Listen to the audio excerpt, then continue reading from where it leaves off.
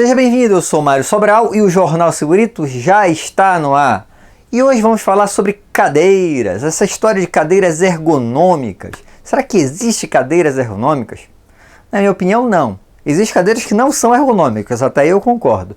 Mas a cadeira para ser ergonômica vai depender do tipo de atividade. Então uma cadeira que para essa atividade está 100% ergonômica, para outra atividade ela pode estar totalmente fora da ergonomia do posto. Então a gente tem como afirmar que as cadeiras não são ergonômicas, mas que elas são ergonômicas depende como é que você vai utilizar ela.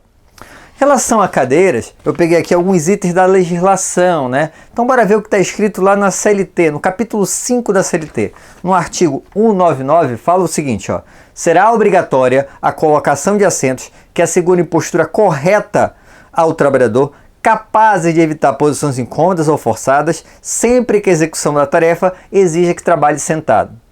Então, tá certo que o capítulo 5 ele é bem amplo, né? A CLT ela é bem ampla, mas ela dá uma diretriz geral, ela tá dizendo que tem que ser confortável. E o parágrafo único desse artigo fala o seguinte, ó: quando o trabalho deva ser executado de pé, os empregados terão à sua disposição assentos para ser utilizados nas pausas que o serviço permitir. E eu entendo que a norma aqui, no caso da CLT, ela precisa ser mais ampla, mais genérica. Mas aqui a gente tem um problema. Imagina uma empresa que eu tenho lá, sei lá, 300 postos em pé. E aí, de repente, por algum motivo, parou a produção. E agora eu deveria ter algumas cadeiras para esse pessoal poder descansar. Será que são necessárias 300? Eu também concordo que não. Não acredito que seja necessário 300. Mas quantas deveriam ter? Na maioria das empresas vai encontrar lá, sei lá, 8 ou 10 cadeiras, que independente do número de funcionários da empresa, vai ser isso que vai ter lá. Então, talvez na NR17 deveria ter se estabelecido um valor. Eu sei que muita gente não concorda com isso, porque vai dizer, não, a norma tem que ser mais aberta realmente. Ok, mas como em geral não é atendido nem pelo mínimo, ao estabelecer um valor, sei lá, de 10%, 20%, pelo menos a gente teria um quantitativo para forçar a empresa a seguir. Mas isso é apenas uma opinião, tá? Já que eu falei da NR17, o que tem lá na NR17? Tem o item 1733. Olha o que está escrito lá. Os assentos utilizados nos pós-trabalho devem atender os seguintes requisitos mínimos de conforto. Primeira coisa para a cadeira: a altura ajustável à estatura do trabalhador. Então vou pegar aqui uma cadeira para servir de exemplo, tá? Então aqui eu tenho uma cadeira. Primeira coisa que ele fala é que essa cadeira tem que ter ajuste de altura. Então o assento tem que ajustar de acordo com a altura do trabalhador. Porém, quando eu fizer esse ajuste, digamos que eu sou uma pessoa mais baixa e eu tenho que subir a cadeira para os meus cotovelos ficarem mais ou menos na direção do balcão lá, da bancada que eu vou utilizar, da mesa que eu vou utilizar.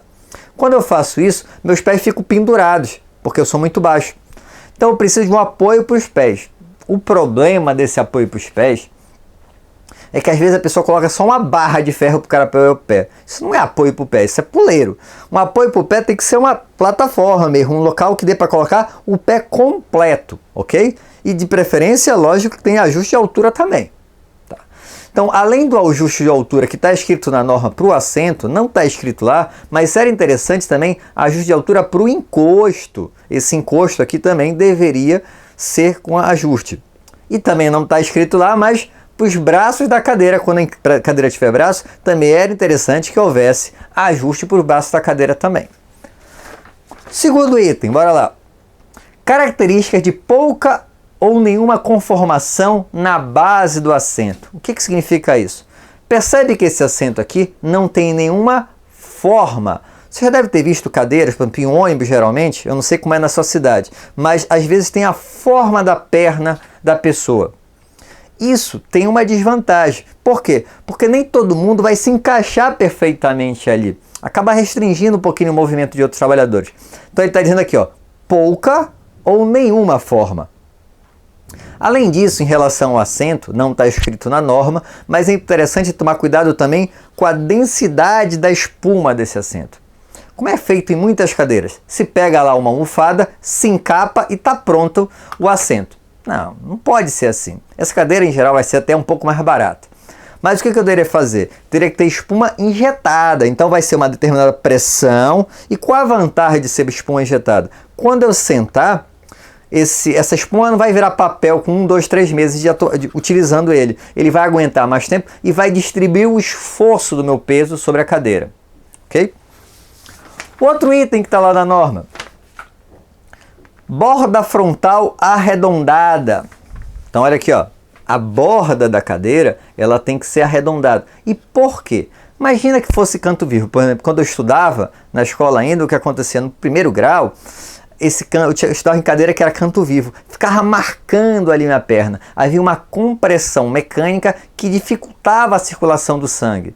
Então, seja na borda da cadeira, seja na borda da mesa, eu tenho que ter sempre cantos boleados, justamente para evitar essa compressão mecânica.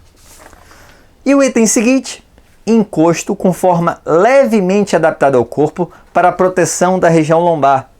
Percebe que as cadeiras, elas não têm o encosto reto, elas têm toda uma forma para ficar mais fácil, para ficar mais confortável, mais adaptável às costas do trabalhador.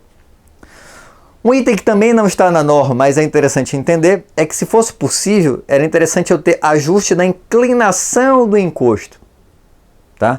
Mas como nem sempre há esse item, pelo menos que esse encosto já venha com uma inclinação pré-definida em torno de 100 graus. Mas o ideal é que fosse possível fazer esse ajuste. Não está na norma também, mas a gente tem que ter cuidado com os braços das cadeiras. Esses braços das cadeiras, além daquele ajuste de altura que eu falei que seria interessante ter, eu tenho que tomar cuidado também com o comprimento dele. Quando ele é muito longo, o que vai acontecer? Digamos que eu quero puxar para trabalhar na mesa. Na hora que eu puxo, é como andar na direção da mesa e você começa a trabalhar mais distante.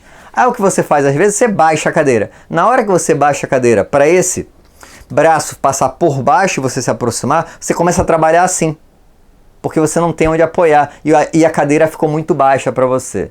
Então, às vezes, dependendo do posto, é interessante fazer um braço um pouco mais curto. E tomar cuidado também em relação à densidade desse material para também não ter canto vivo aqui e ficar confortável. Outro item que eu já ia esquecendo, a profundidade do assento. Então, o assento quando é muito grande, o que vai acontecer? Se você é menor, a região atrás do seu joelho, então aqui ó, imagina aqui a minha perna, quando eu faço isso, comprime nessa área bem aqui e o que vai acontecer? Começa a ficar muito desconfortável, eu preciso ter uma folga entre essa parte e a perna, tá?